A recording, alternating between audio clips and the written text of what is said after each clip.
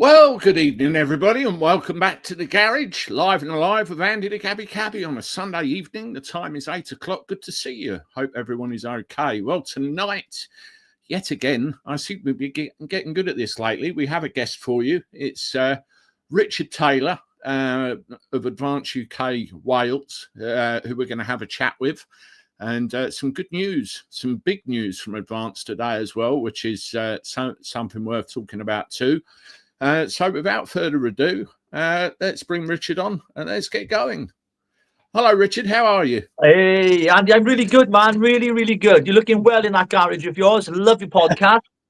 Yeah, I might tidy it up one of these days. You never know. I had the same T-shirt hanging in the background for ages. Well, good news for Advance today. Very good news, in fact. Do you want to tell them or shall I? Well, I think the news is pretty much out there, isn't it? Across the internet at the moment on all social media platforms. Absolutely fantastic news, as many people may or may not know. Ben set a target of, or a hurdle as he calls it, of reaching 30,000 members before we register with the Electoral Commission. And that was a kind of a benchmark for him to see if there was enough feeling out amongst the public, if there was a need for a brand new political party that would offer something completely different from all the other parties out there and the alternative party from the unit parties, which of course is Reform. And I think that was a target set by him. And it gave him a sense of, if there's support for this, then I'll do it. And, and on top of that, he even offered, should we get to 30,000, he's going to put his hand in his pocket and donate £100,000 of his own money. So I think he's excited and happy, but I think he might be a little bit gutted at the same time. Well, his bank balance will be anyway. Right. Absolutely. Oh, it's great stuff, isn't it? And so fast as well. What, a couple of months? Just 2 months. When you consider, people have been on social media, having a pop at us and all that kind of stuff, especially Reform supporters, which I've got a lot of friends in, saying, oh, you only got 30,000 members. But let's remind ourselves, it took Reform almost 6 years to get to where they are now. And back in June or July last year, during the start of the general election, they were around 30 to 40,000 members themselves. So this is an absolute huge milestone for the party. And it sets the trajectory and the course of where we're going, because those numbers now will, I believe, exponentially grow. Because when we register now, as we are going to, obviously, because that was what we said we would do with the Electoral Commission, we then will become a very credible, powerful, strong force in the political landscape. And I believe that what we're offering is unique, it's different. And I think there are a lot of people out there that have been politically homeless for far too long, the silent majority, and many of those who feel as if the parties they belonged to previously have let them down. And here we have a brand new political party in town, and it's really exciting to be part of it. Of course, here in Wales, I'm really excited because I believe passionately in my fellow patriots here in Wales, and I love Scotland and Northern Ireland the same as much as England, until it comes to the rugby, by the way. So then we're poles apart, right? So yeah, these are exciting times, and I'm thrilled to be part of it, honoured that Ben has afforded me the responsibility of leading the party in Wales. And I'm excited. I really, really am, because, people are rising up. We talk about the lions roaring in England, but the dragons are breathing in Wales. Yeah, brilliant. I went up, speaking of the lions roaring in England, I went up to my local B&Q earlier today, had to get a padlock for a bike shed, but boring detail. But anyway, drove up the road and I just saw St George's crosses all down the lampposts, and there was even a couple of them painted on the roundabouts as well. So they're literally everywhere. I even saw, I should have brought the picture up, there was literally a full English on a roundabout. Someone had painted a fry up on a roundabout, which I thought was a different spin on it. Anyway, I saw a really good live stream stroke interview with you the other day. It was with Liam Tufts. And one of the things that I like to do with people that come on is try and get under the curtain a little bit and find out who you are as a person, because we always see the politicians on the telly and advance this, reform that, and everything else. But who are the people behind it? So can you tell us a bit about your background? I mean, from looking at what you did with Liam, you've had quite a colourful start to life to where you are now. Yeah. My kind of introduction to politics is very different to a lot of people. I was completely, uninterested in politics. I grew up in a very poor working class family in a town called Llanelli. You have to Uh-huh. say that with a lot of spit in your mouth, right? Yeah, Llanelli. practice. Um, yeah. And during that period, the Thatcher years, the 70s when I was born in 75, the 80s, we were poor. I was brought up in a caravan. My mother and father didn't have a house at the time. They were on a waiting list for housing on a gypsy site, funny enough. And so my early years were very poor, working class. And then we finally got a house on a street in a place called Bryn Rose, up in the top part of Llanelli there. And life was tough for my mum and dad, very, very challenging, very difficult. My dad was a hard-working man. He was the culture back then was you finish work, you went to the pub for a few pints, and everything else, and then that was the kind of culture we grew up in. Then my parents divorced when I was around about the age of 10. I have three younger brothers. One sadly died of a heroin overdose, which had a massive impact on me personally, affected my whole family, actually, not just me. And life was very difficult and challenging. And regrettably, I became a drug addict at a very young age, 13 actually. And life seemed to spiral completely out of control. I was placed into the care of social services. I was put to live with foster parents in different parts of Wales, separated from my brothers. And my whole lifestyle really was chaotic, drug fueled, and it ended me up in Young Offenders Institute at the age of 16, Swansea HMP, one of Her Majesty's finest hotels, not. And, I didn't know anything else. It was everybody around me was doing the same thing. Normal for me was not the normal that is supposed to be normal, whatever that looks like. And so, unfortunately, I was surrounded by wrong influences. I made wrong decisions and found myself in prison. And it was actually at the age of 18, after spending my whole life doing drugs and in and out of institutions. I had an opportunity to go to a Christian rehabilitation center. I took that opportunity, and in August 11th, 1993, it was. I can give you the exact date. And whilst I was there, my life completely changed. I had a radical spiritual encounter that changed me. And I'm not Mhm. on your channel to preach to people, but it changed my life. And then I went on to become a member of staff in that same said organization, eventually becoming the director. So then I run 5 or 6 houses that we housed homeless people, drug addicts, people that were really struggling, vulnerable people that we supported through their addiction, through homelessness, finding them accommodation, getting them resettled into communities to become, citizens that can contribute once again in a positive way. So yeah, it was when you've gone through stuff, you can empathize and understand what others are going through. And I think the best people to do a job is not someone who comes out of university with a diploma or with a degree or a master's. If you've been through life experiences and you can turn them around for the good and use them to benefit others, then I think that makes you far more qualified than having a certificate up on your wall saying you've got a master's in it. So the greatest learner is life experience. I've always Mm. believed that. And we had a good success rate, 76% success rate of people turning their lives around. Many went on to, get married and set up businesses and have careers. It was just a wonderful, wonderful period. Did that for about 10 years. It was a wonderful time. And, I still passionately believe that as part of, politics is there to help people. Yeah. That's what it's supposed to be there for. And I think it's essential we don't forget that we're dealing with people. And when we're looking across the nation right now, we can see Britain is really broken, but it's not just the nation's broken, people's lives are broken.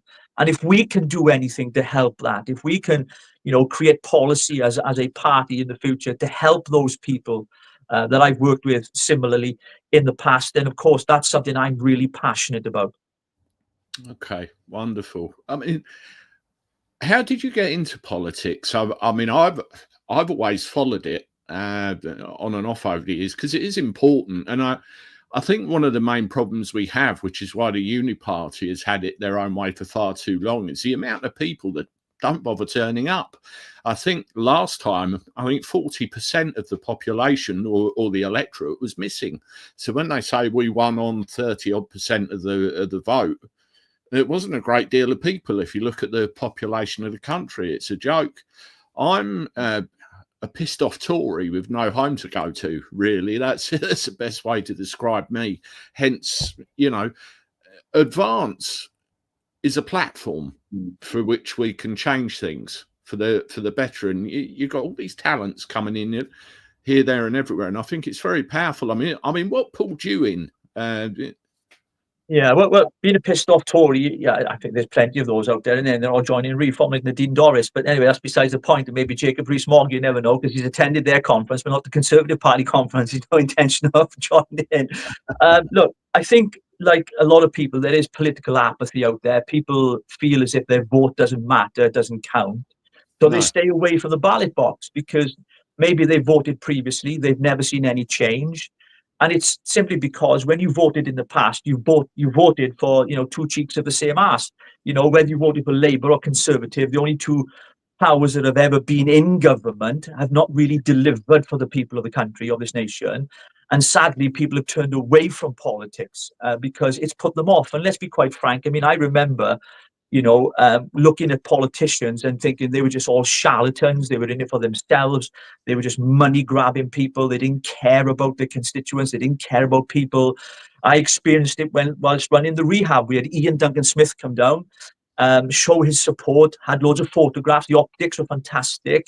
I know this rehab's doing wonderful work. And he promised me, I think he was head of the DWP at the time, and he said to me, look, Richard, we will support what you're doing. Yeah, guess what? I never heard from him again. He just came for a photo shoot like a lot of politicians do.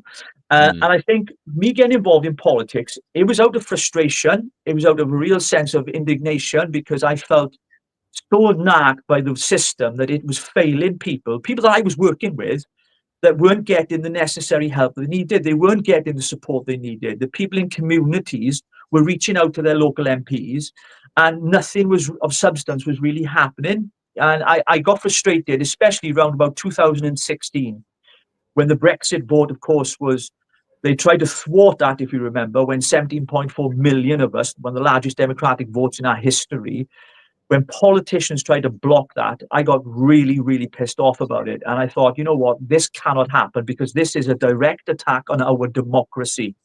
And I thought to myself, people have fought for our democracy, given their lives bravely and heroically, laid down their lives to have the freedoms that we have to be able to vote. And I thought, this is wrong. My grandfather being one of them, who served in the Second World War. And I thought to myself, this is not right. And so I started to watch politics a bit on television. Then I had an opportunity to go and listen to, at the time, Nigel Farage, when he was with the Brexit Party down in Merthyr Tydfil. He held a rally there. And it was at that point something gripped me, something got a hold of me and thought, you know what? Instead of shouting about the problem, Richard, do something about it. Stand up, be counted, put your head above the parapet and start to raise your voice. And, and that's what I did. I got involved with the Brexit Party, stood for them in 2019 when they were in, obviously, the election at the time, general election, in a constituency called a Blaenau Gwent in the valleys there. Okay. And finished second to Labour, took a massive chunk out of their vote, finished third highest in the country of the Brexit Party. Had a great, and that's not down to me, it was down to an amazing team of people and volunteers who were absolutely awesome. And we managed to take a massive dent, I think 34% away from the Labour Party, but not enough to win, because in Wales, some of the safe seats in the valleys, they've been there for decades, as you can imagine. Put a red rosette and a donkey and people would vote for it. And so that was my kind of entry into politics. I then got involved with a number of different parties on the fringes, really supporting some of the things. Some of the things that were close to my heart, some of the things that I felt where people were being mistreated and, that they were not being fairly treated. I thought, this isn't right. And when I see people not being given a voice, or at least from the working class community that I came from, that they were kind of just classed as, cannon fodder for politicians. I thought, no. Someone from working class ranks needs to have a voice for those people. And I just thought, you know what? I talk a lot, as you can tell. I thought, I'm going to give this a go. So then obviously I stood with Reform, then I think it was 12 months ago, after doing some political commentary with GB News and Talk TV. I had a 2-year stint out of politics because I'd had enough of it. Then I joined Reform when Nigel Farage came out of the jungle back into the political playing field. But then I saw what Reform were doing, and they were changing from the party that I knew and the person that I knew. And some of the things he's flip-flopped on, and some of the direction of the party and the constitution of the party that they changed, I could not sign and be part of. And I think it was just over 12 months ago, then I resigned my membership. Sadly, because the way they treated Tommy Robinson, Ben Habib, Rupert Lowe, just to name a few that have been thrown under the bus by Farage, and comments from people like Ty saying, that lot and things like that on Sky News. Very, very unhelpful, not very good. And because these are patriotic people who love their country, who supported Reform and Tommy Robinson. You can do the two. But for some reason, the party felt they wanted to throw the man under the bus. And I thought that is not how you do things. No. I mean, it's funny. I mean, we won't go too far down the reform bashing road, because you've probably done it here, there, and everywhere, and enough's enough at the end of the day. But I'll go back a little bit in time. I live in Margate in the southeast of England, and when Nigel Farage was leader of UKIP, he tried to get what was at the time the South Thanet constituency. It's all been redrawn now. I think it's East and West or something like that. Anyway, his hustings, instead of turning up at church halls and all the rest of the stuff that you do with hustings, he went around all the pubs, all the local boozers. And the local one just down the road from me, which is now a block of flats, funnily enough, I went down there to see what he had to say. And I saw my first encounter with him. He was outside with a fag in one hand and a pint in the other, being one of the boys. And he said everything that everybody wanted to hear. Now, I think this is the point. He didn't win the seat because I think the Tories threw everything in the kitchen sink at it. But UKIP won the local council. They took it over, but it was a disaster. And then that all died a death. And then, as you said, the Brexit Party came to the fore. That was the first time I actually saw Ben Habib. I said to him when I interviewed him on here, there's a hotel just down the road from me where the Brexit Party came in, and there was a big speech and everything else, and Ben Habib was there that night and spoke, and they were talking about things about getting us away from Europe and political reform, restoring our confidence. I thought, these are all things I want to hear. And then again, nothing. And then he comes back again, and I think, okay, one more chance. And then all the Tories start jumping off the Titanic into the lifeboat, and I'm thinking, no. But it's recognised, and obviously we are where we are now. It's funny you say, Wales predominantly Labour voting for years and years and years. I'm ignorant of Wales, I'll be honest. I went over the bridge into Newport to pick up an Irish customer of mine, funnily enough, seeing relatives there, and drive her home again. I've not ventured much further. I mean, you've got the old pits and everything else in there, haven't you? I mean, Labour's entrenched. What problems are there in Wales that have been left untouched, ignored? How much of a mess is it? Well, how long have we got? I mean, that's the question, isn't it? First of all, Margate always reminds me of that scene in Only Fools and Horses, where the bus blew up. I just remember that when they went to Margate. But coming back to Wales, Andy, I think it's very clear and evident to a lot of people in Wales that, firstly, Welsh Labour have been an absolute disaster, and that's all we've ever known in Wales since devolution, since the 90s, when Blair had the genius idea of devolution, which has been quite disastrous for the people of Wales, in my opinion.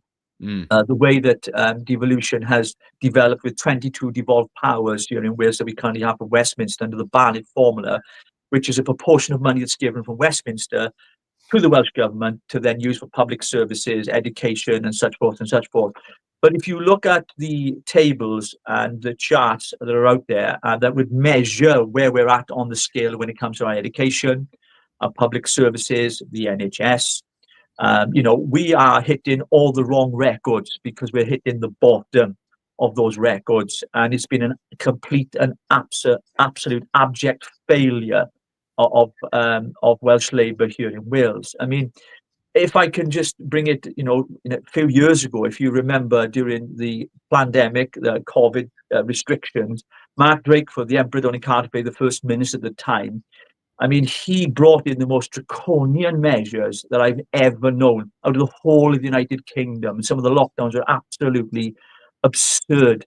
Taping up aisles in shops for non-essential goods, for example, is one of them. I don't know if you remember that. And the hypocrisy as well, when we had them pushing some of these lockdown measures, but breaking them and breaching them, Vaughan Gething being one himself, Elaine Morgan, who's now the First Minister, she did as well. So many of them breaking rules that they were imposing upon their own people. But Wales has suffered greatly because of the deindustrialisation. We were at the heart, especially Merthyr Tydfil, was that, in fact, some of your viewers might not know this, before Cardiff was declared the capital city of Wales, Merthyr Tydfil was being considered as the capital city because that's where the great industries of Wales really were birthed. And I think what we've seen in the last few decades is we've seen that erode away, and we've seen hardly anything of manufacturing or investment or inward investment into Wales, because for a whole number of reasons. But one of the main reasons is because the Welsh government have refused to build any new roads. There was a road which you may know coming into Newport called the M4 Relief Road. This is a trunk road that leads into Newport, and if you ever get there, you'll be in traffic between 4 to 6 hours during rush hour. It's an absolute nightmare. And for businesses to work, infrastructure is key, and it's imperative, because otherwise they won't invest in Wales because they need transport to get there.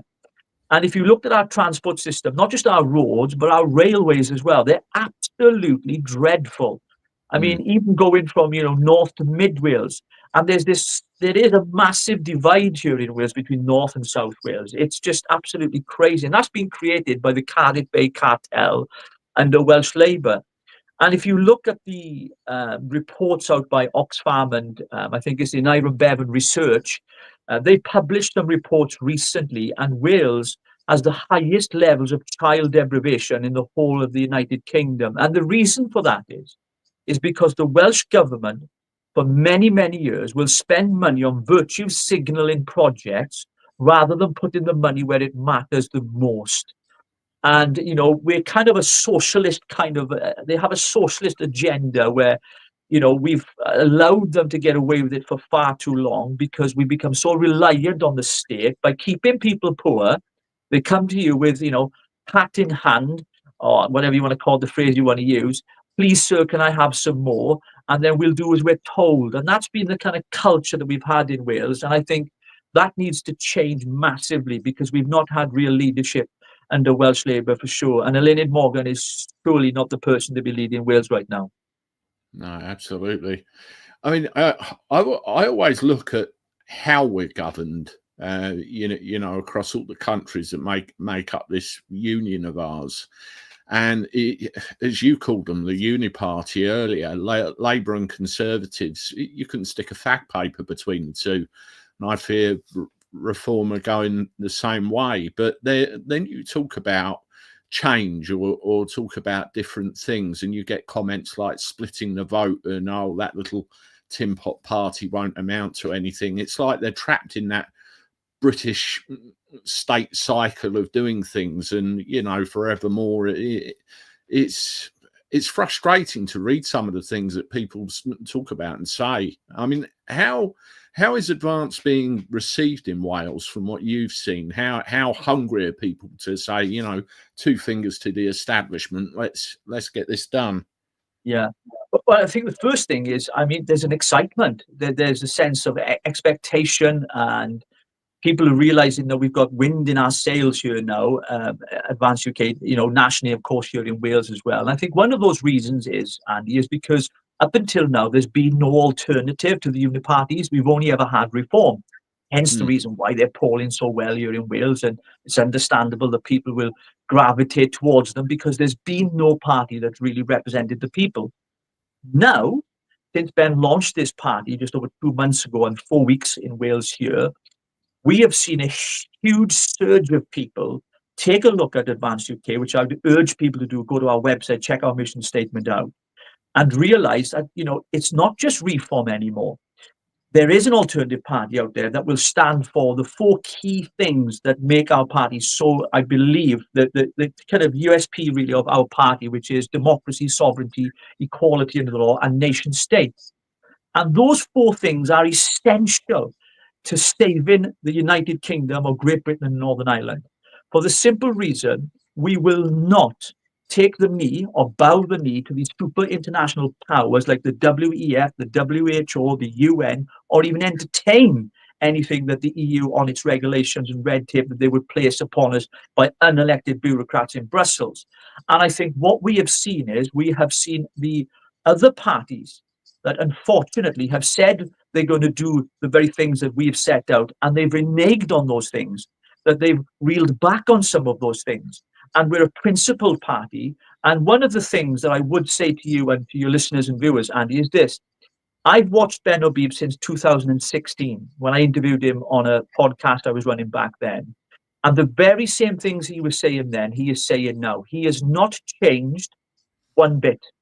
No. He is principled, he's authentic, he's transparent, and he's honest. And that's very rare in politicians these days. And he's someone, I believe, that can deliver for the British people. And I think when you look at the members that are joining, in particular the college as well, which is made up of a number of up to 100 people, they're all from different experiences and backgrounds, whether professional, academic, or like myself, life experience, that will come together as a collective, and we will be the ballast, really, that will hold the party to account. Because let me remind you that we are, what sets us aside from all the other political parties, we are a democratically run party. And that is very rare. At the moment, with reform, and this is not a bash at them, you cannot get rid of your leader. Now, that is not a democratized party because it's owned by shares, limited company by limited company. And of course, we know Farage and Youssef have majority of those shares. Now, the way that we've structured it is grassroots up, that the members actually have a voice. They have a say in developing policy that come to the college, and we will hold the executive and, of course, those who are leaders, and of course, Ben Habib himself as the leader, to account. And we'll be able to remove the leader, which we're not going to do, by the way, No. because Ben is such an extraordinary man in his own right, and he's a successful businessman. But more than that, he's very principled. He knows what he wants, and he's going after it. And I think that's been an attraction to a lot of people. Now, I've been traveling with my team up and down Wales the last few weeks. In fact, it put me in bed for 2 days because we were so exhausted after it. I've just recovered myself. And we've been traveling throughout Wales, speaking to people on the streets, having gatherings in pubs, informal social gatherings, meeting members, getting people to join the party. And they seem excited that there is actually a genuine alternative in a party that they can trust in, that's not going to be like a political chameleon and change with the political wind that comes, to suit the narrative at the time. They actually believe in the party. And I think this is a principled party that believes in becoming an independent and prosperous United Kingdom. And behind that is that patriotism. You mentioned earlier about the St. George flag being painted on roundabouts and the flags being raised. There's nothing that excites me more than as I've been driving throughout Wales with my team and seeing the Welsh flag flying high everywhere. It really restored faith in me and belief that, Wales can be a better place again. We can revive the ancient land again. We can see things happen again. There can be a revival again in Wales, the land of song and poetry as we've known for years, and great orators, and, and all the wonderful things that Wales brings, our music, artistry, and everything else, and creativity. I believe that we can regenerate all of that, and it can be done. People might say politics isn't the answer. I actually agree with them, but there are 2 things to bear in mind. It's the political, and what I've always advocated for, the spiritual as well. It's very important we understand our Christian constitution, our values, and our history. And the strength of that and the foundations that gives us is something to be proud of, that we can build upon. And we must secure that for not just ourselves, but our children's future and our children's children. Absolutely, I couldn't agree more. I mean, you're very passionate about Wales and Welsh. That comes across in droves, and the same with me. I'm English. I'm all about England. So we're two countrymen from opposite sides talking to one another, and that's what binds us all. I mean, when I see a problem, and in my mind, we have a common problem here, all of us, the Scottish, the Welsh, the Northern Irish, the English. It's that bloody building in the middle of the Square Mile in London, and who's in there making all the decisions. Yeah. That's the British state. I hate it. If a JCB could be taken up there and bulldozed, figuratively, so no police turning up on my doorstep, thank you very much, I would be a happy man. I just think that we need to rejig the whole way we coexist as Britain. I mean, if you look, you've got a devolution in Wales, as you've said, it's a complete disaster. Scotland, very similar. Mm-hmm. England doesn't even have its own parliament, for crying out loud. And we've got a mixed bag of everyone within Westminster. It's ridiculous. So we need to find a way of breaking it apart and putting it back together again the way we want it to be. We are people of Britain, this island of Britain, but we happen to be Scottish, Welsh, English, Northern Irish.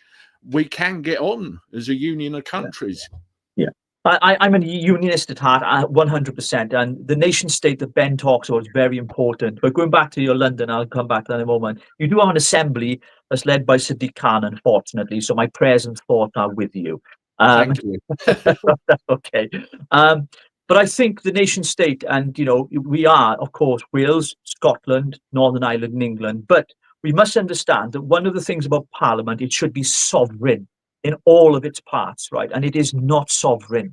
We have tentacles from outside international bodies that interfere with our domestic politics and sometimes entrap us into regulation that we can't get out of. And that is what stops Parliament being sovereign. Now, I did not vote for certain things, but Parliament is forced sometimes to bring about bills and policies that the British citizens of this great country have not been consulted on. There's been no referenda on. There's nothing said to the public. A bill is passed, sometimes under our nose, without even the public knowing, unless you're in the political bubble in the M25, and when you're a political geek watching Question Time and PMQs and everything else, because most people don't, let's be quite honest. It's only those of us who are into politics that do. Or you watch Sly News or the British bashing corporation, whichever channel you choose to use from mainstream media, the propaganda arm of the government most of the time. And if you look at what's happened, Parliament has lost its sovereignty, it's lost its way, it's lost its identity. We've lost that sense of pride, that sense of what it means to be Great Britain and Northern Ireland, what it means to be the United Kingdom. And we have lost that. It's been eroded because we've allowed certain ideologies and groups to enter into our country that have diluted our communities to a point where they're unrecognizable. Yeah. That people are afraid to fly the flag. People are afraid to speak their minds. Freedom of speech is under attack. People are afraid to tweet, to post on social media, because unfortunately we've had two-tier justice system in this country, two-tier policing that have knocked the doors of people and arrested them for the freedom of speech. And whilst Keir Starmer can boast about being a nation of freedom of speech, the man is a pathological liar. Even Donald Trump himself has had to say that on numerous occasions. There is no free speech in this country anymore. Right. People do live in fear of speaking their minds. And I think on those things, Advance UK is very, very strong on that. We will fight, and fight we must, and fight we will, for the freedom of speech, for people to have the right to do that. And even if I disagree with someone, it is their right for them to have their opinion. It is their right to have their say. And whether I believe it or not, whether I accept it, is irrelevant. It is their right to be able to say it and the right to offend. And I think we've lost that. We used to call it political correctness, Andy, if you remember. But I think it's gone a bit further than that now, because they're policing our tweets and not our streets. And I'm really, really passionate about the sovereignty of Parliament. We have the Supreme Court full of left-wing leaning judges Let's be quite honest. And we don't need the Supreme Court. Parliament is the place where laws should be made, not a Supreme Court that overrides our Parliament. It's not sovereign. And we need to reclaim our sovereignty and certainly our democracy and freedom of speech. Well, they call that separation of powers, don't they? And it's obviously not the case at the moment. I mean, you say freedom of speech, case in point right there, and differing opinions. You're a staunch unionist, as you've said, as in the United Kingdom. I believe in a union, as in all of us, but not quite the way things are. And something will happen. It has to. I mean, it's funny you talk about external sources. The EU's the biggie for me. And, you know, you look at how we were all portrayed, and anybody that voted leave was badged as a racist. You only wanted to stop the boats. You're thick as mints. You didn't know what you were talking about. I don't know about you, but I voted leave because I voted for my MP to sit in the Parliament in Westminster. I haven't got a clue about the people in Brussels. That's why I voted leave. They got nothing to do with me. Yeah, absolutely. I voted to leave as well. But it's interesting that the new Deputy Prime Minister, David Lammy, those of us who voted for Brexit, he labelled us as Nazis. Can you believe that? Oh, yeah. And he's now the Deputy Prime Minister. So that, you know, I think when it comes to these superpowers that I've talked about, I've mentioned the WHO, the WEF, and of course the UN, and there's others as well. Of course, we're all part of that. But when you look at the EU, Keir Starmer is a Europhile. You know, he's a continuation of the Blairite years. And for me, a lot of the problems that we're facing today are the outcomes of the Blair era, when he opened up the borders to bring in mass, cheap, economic workers into our country. That has continued under consecutive governments. So it's not just Labour, it's the Conservatives as well. They're just as bad. And I think what we've seen with what he's continuing to do under the Blair Institute, which he is still pushing as a think tank, pushing these agendas and ideas. It's a globalist agenda that he's pushing. You know, the Brit card, for example, when he looks at, you know, your ID, your identities, you know, all the things they're trying to do, it's the nanny state getting involved in our everyday lives and telling us where we should go, keeping an eye on where we should go, what we should spend, what we can spend our money on, limiting what we can pull out of the bank. It's all about this mass control, which is part of a much bigger agenda. And they want to be able to listen. I'm of the opinion, and some might call me a conspiracy theorist. That's their opinion. That's fine. I just happen to be right. They believe in depopulation. They really do, because they believe if there's less people, then there's less strain on our resources. There's less strain on planet Earth, as they say. That's why they go down the net zero, absolute batshit crazy bonkers road that they go down. With Ed Mad Miliband, whatever you want to call it. I've forgotten his name now. It's because it's all part of this globalist agenda. And I think people, Andy, are waking up to it now. It's taken some time. So it's not just our parliament that we have to protect from that. And we have to, and that's why sovereignty is important. And the democratic levers we have to guard that democracy, because that's what enables our politicians to remain sovereign. But it's also the fact that we've had too many influences into our parliament that have allowed these international institutions to interfere and actually persuade politicians to create policy that does not benefit British citizens, but benefits people outside of our own country, that puts other nationalities before our own British citizens. And the first thing that any prime minister should do is protect his own British citizens, his own people. And I'm afraid that our prime minister, he's not my prime minister, although he is the president of the United Kingdom, he has not done that. He has failed that. We still have open borders. In fact, over 1,000 migrants crossed the channel today alone. And since they came into power in July last year, over 50,000 illegal immigrants have come into our country, undocumented males, placed in communities around the country that we know nothing about, what backgrounds they come from countries, let's be quite honest about this, where their culture is not compatible with British culture. And it is changing communities. And that is why we're seeing the rise of ordinary people who have never been engaged in politics before saying, I've had enough. I've got to do something. And that's why we're seeing them protesting outside these hotels. Well, one of the most recent ones is Sarah White in Epping. I interviewed her a few days ago on this channel, and she's going to be with Paul Thorpe on Monday, tomorrow, actually. And that's a case in point. I mean, you look at the boats.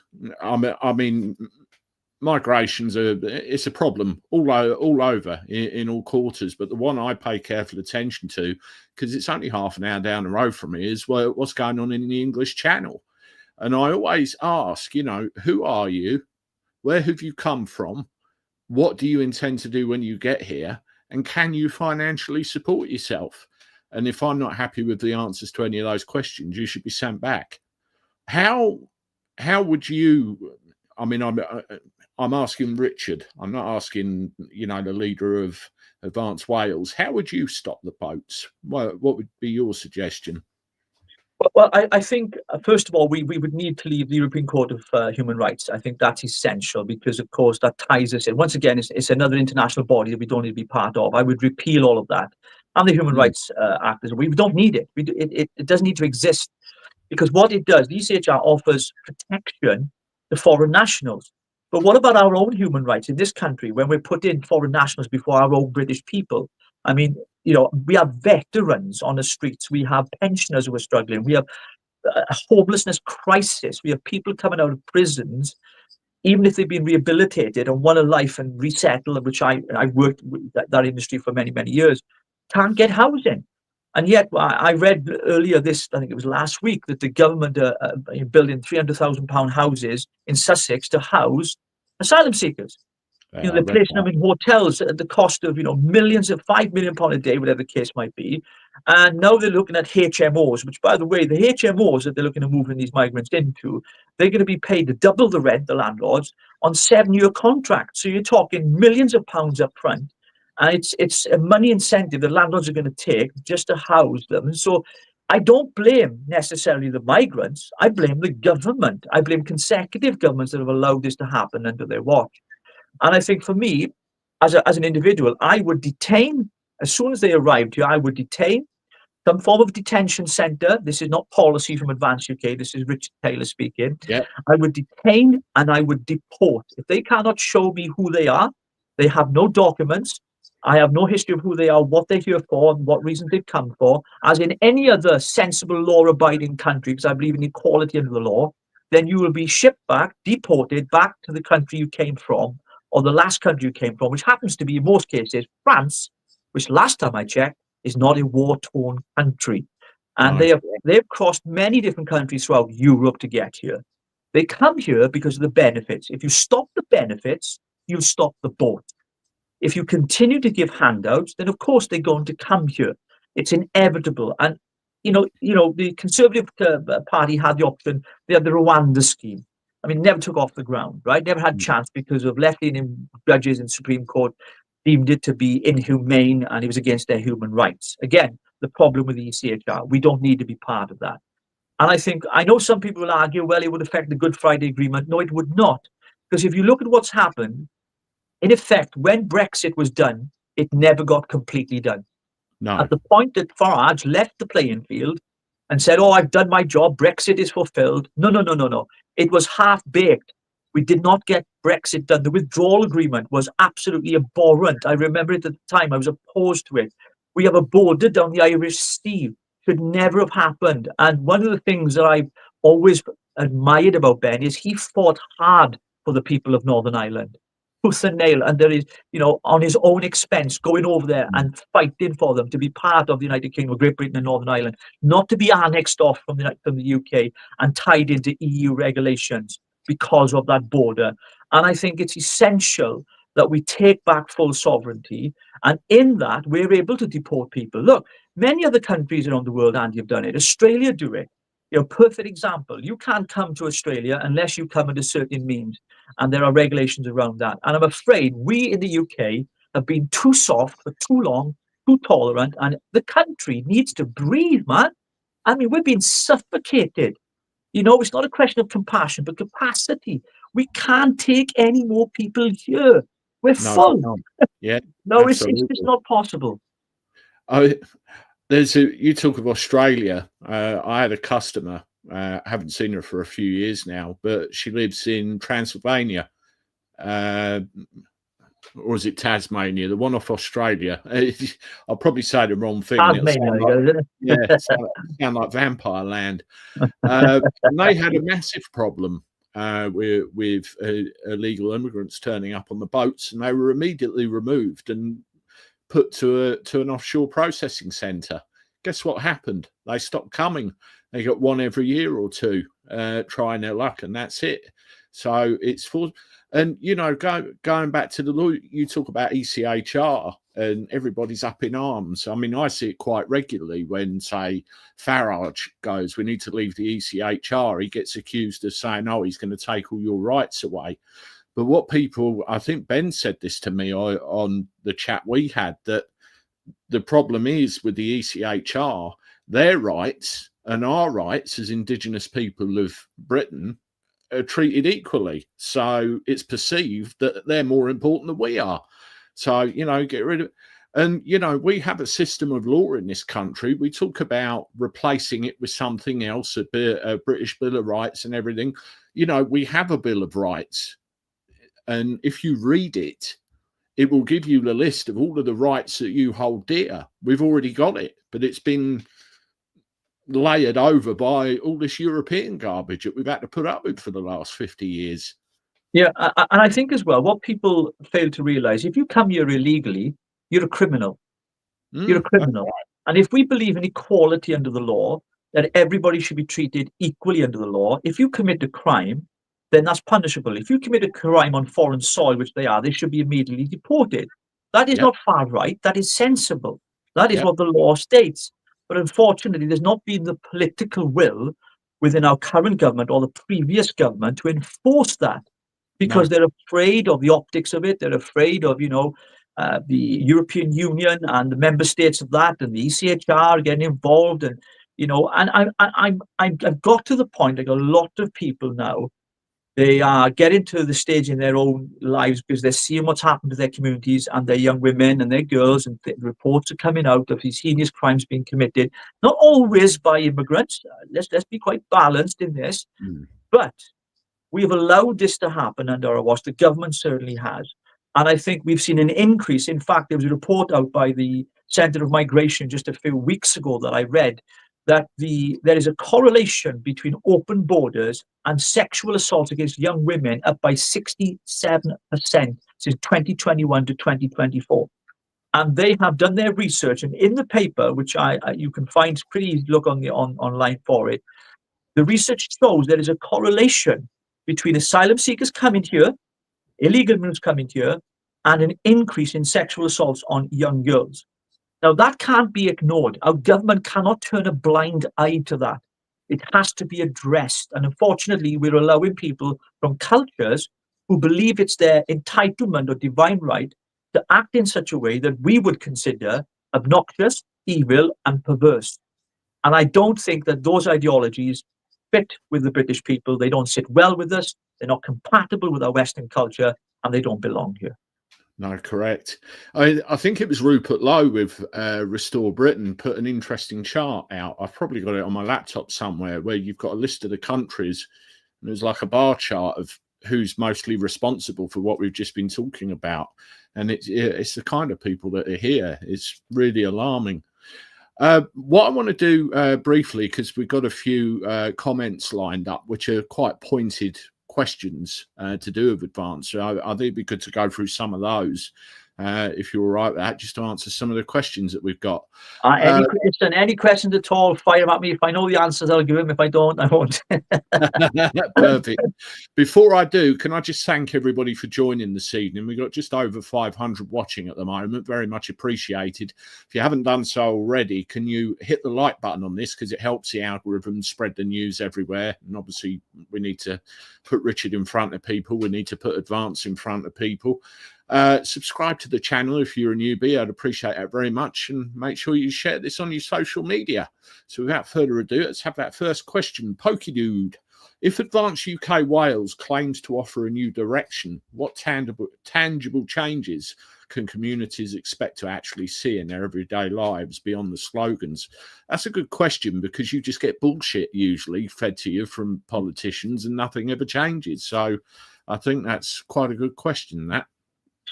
Well, I think, yeah, thank you for the question, by the way. It is a very important question. And I think at this stage, with us being 4 weeks old, looking at the state of Wales, we have to take everything into consideration where it's been failing. The NHS, first of all, is very important. And of course, Wales is the home, because it was set up by an Iron Bevan in a little valley called Ebwy Vale, in itself. And if you look how broken the NHS is, that's not because of a lack of funding, but it's the structure. It needs complete reform from top down.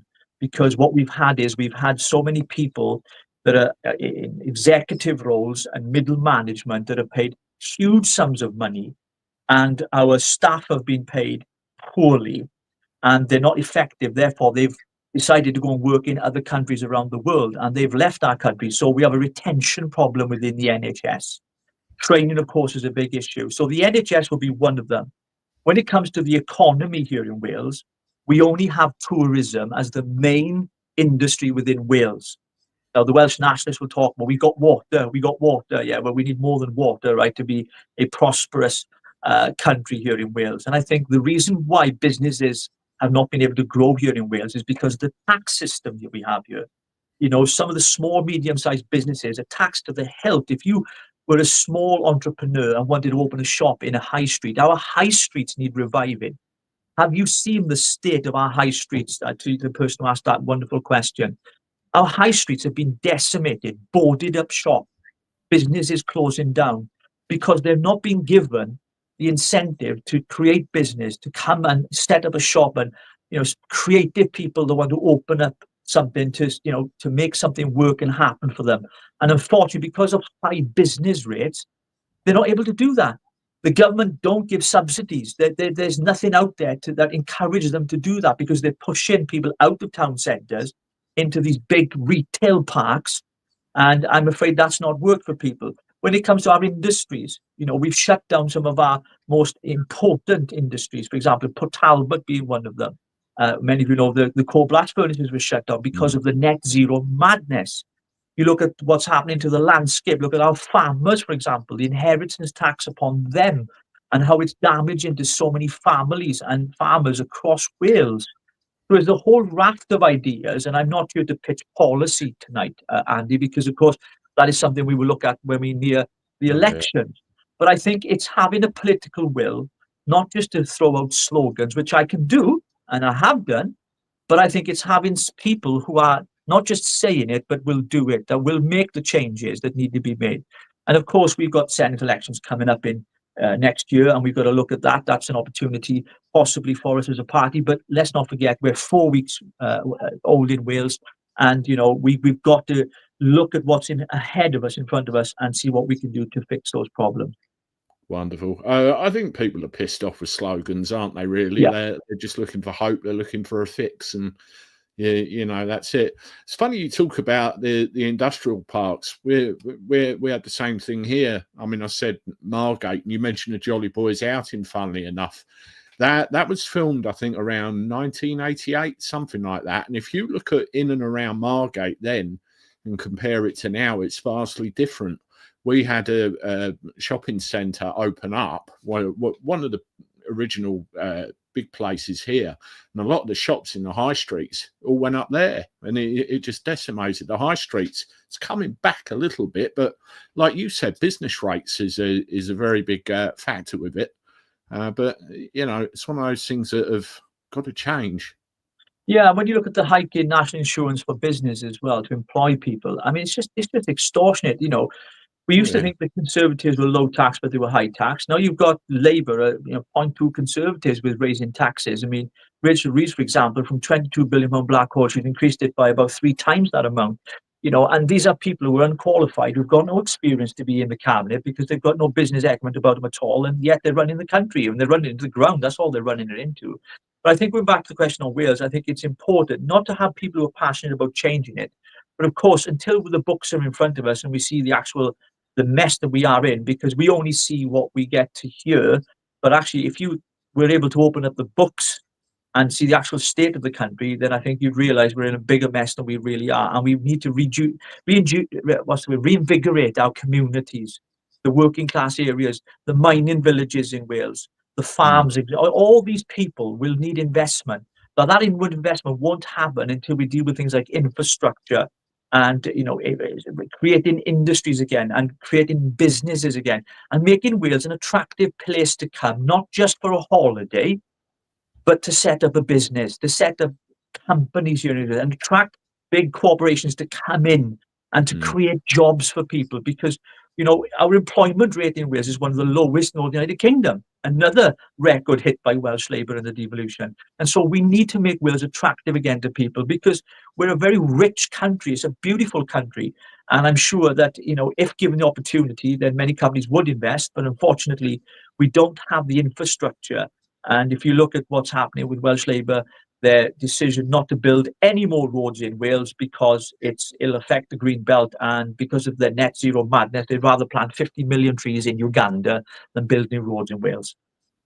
Well, you look at what we spoke about before with devolution in Wales and Scotland and the regionalisation of England. I saw a map the other day where it's all carved up into, I think, 9 regions, and it's horrific, the outside influence. Yeah, we're all in it. There's a nice comment here, Jay Griffiths. Extremely proud of you, Mr. Taylor. Thank you for everything you're doing. Thank you very much. Appreciate that. I think you probably answered this question in your last question. Jane, will Advance UK remove all the surveillance we now have, and will they dump net zero? I think you answered the second part of that, didn't you, really? Well, absolutely. I mean, the nanny state, there's this surveillance on us is absolutely abhorrent. I mean, look,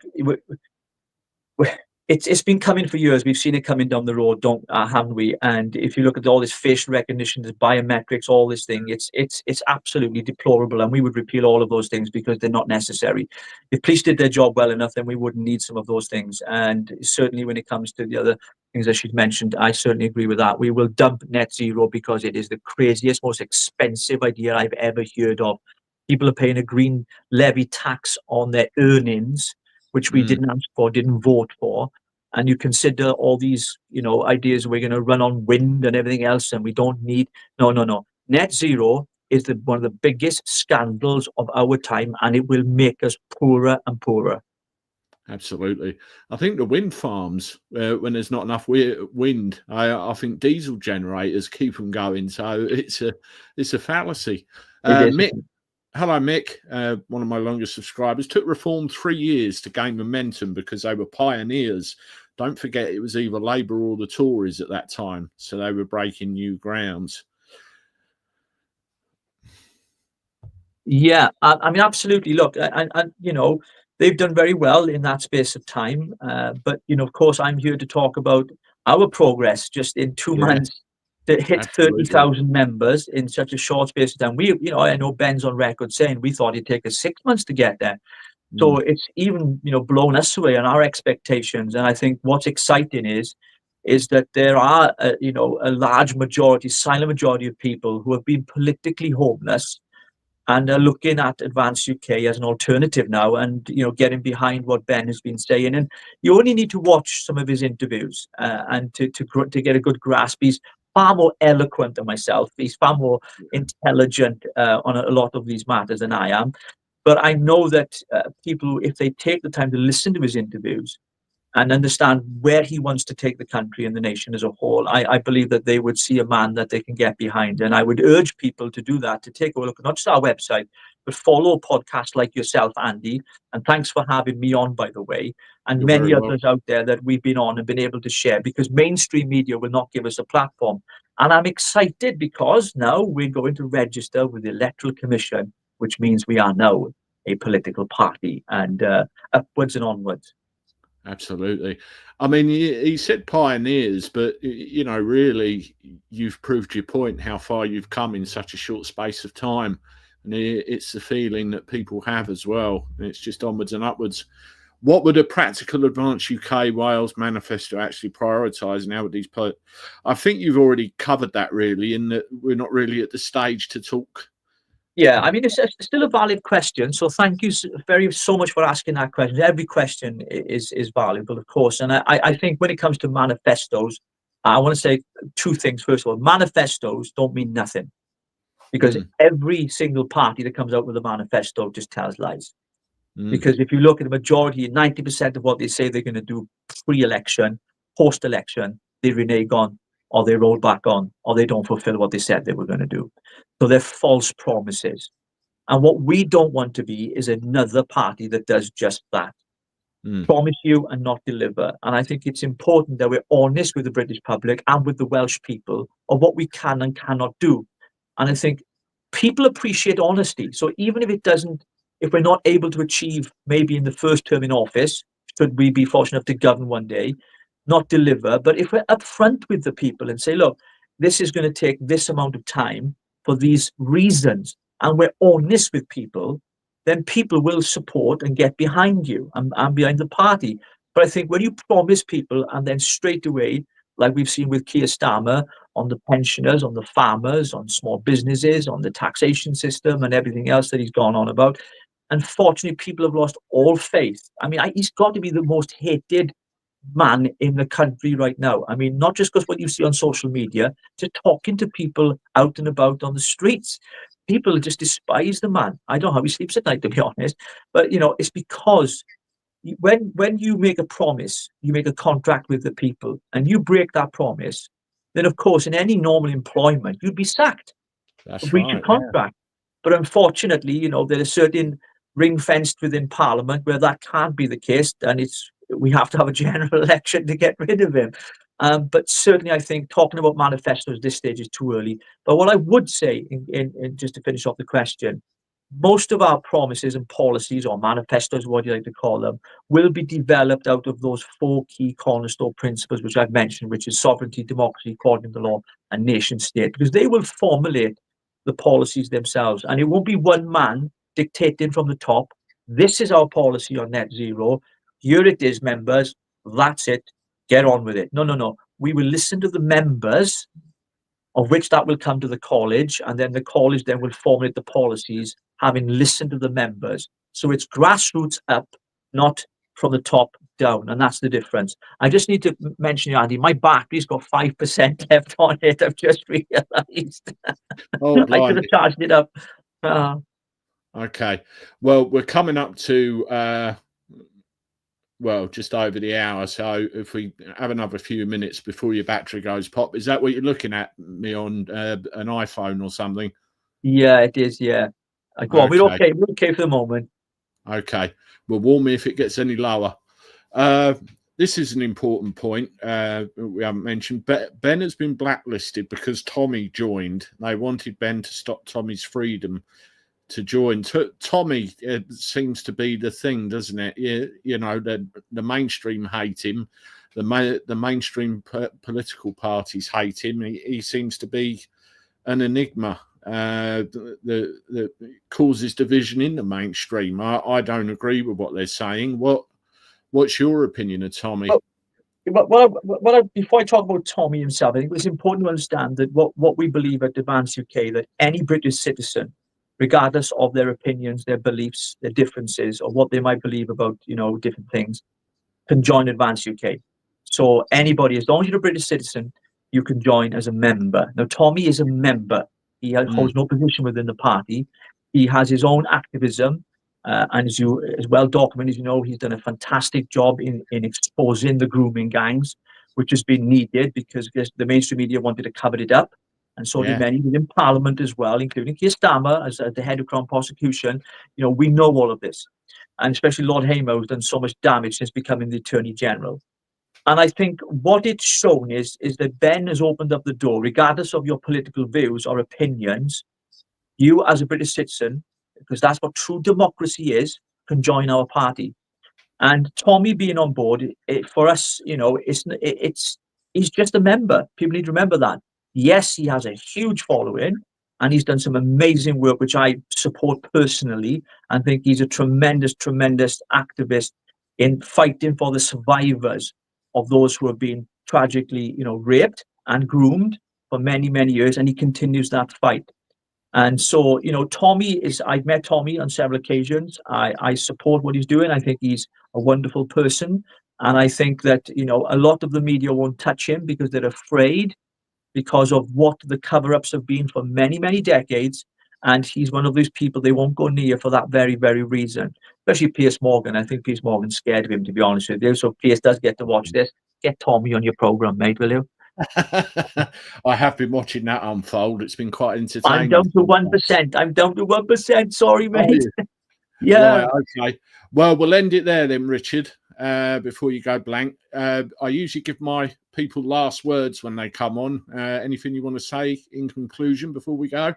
Thank you all for listening. Please take a look at our website at all the W's, advanceuk.org.uk. And yeah, listen, get on board. It's a brand new political party. We're here to stay and we're going to make a difference. And we will fight with every fibre of our being to represent the people of Wales and, of course, Great Britain and Northern Ireland and all its parts and entities, and Scotland and England, of course.